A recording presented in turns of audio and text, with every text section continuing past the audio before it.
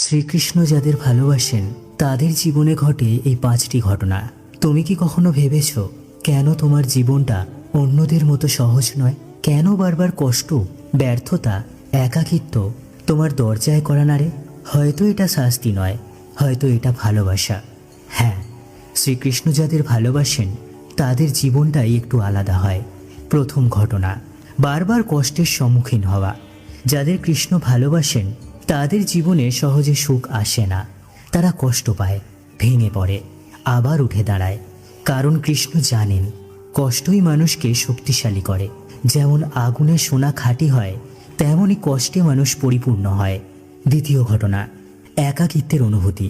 তুমি হয়তো অনেক মানুষের মাঝে থেকেও নিজেকে একা মনে করো। কেউ তোমাকে পুরোপুরি বুঝতে পারে না, কিন্তু এটাই সত্য।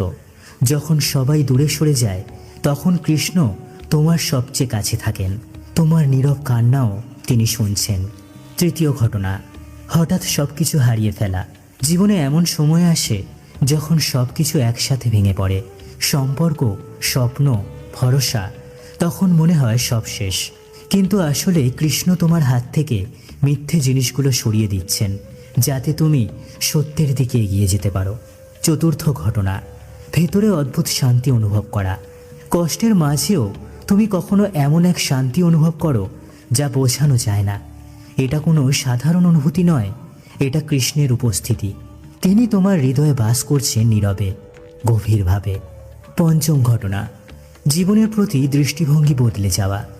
একসময় তুমি যেগুলোকে খুব গুরুত্বপূর্ণ ভাবতে, আর সেগুলো আর তেমন মনে হয় না। তুমি ধীরে ধীরে বদলে যাচ্ছ, আর এই পরিবর্তনই হলো কৃষ্ণের আসল আশীর্বাদ। যদি তোমার জীবনেও এই 5টি ঘটনা ঘটে তাহলে ভয় পেও না, কারণ এটা কোনো অভিশাপ নয়, এটা শ্রীকৃষ্ণের বিশেষ ভালোবাসা।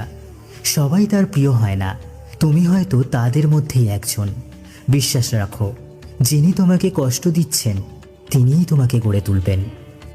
ভিডিওটি ভালো লেগে থাকলে একটা লাইক দিও, আর কমেন্টে লেখো রাধে রাধে।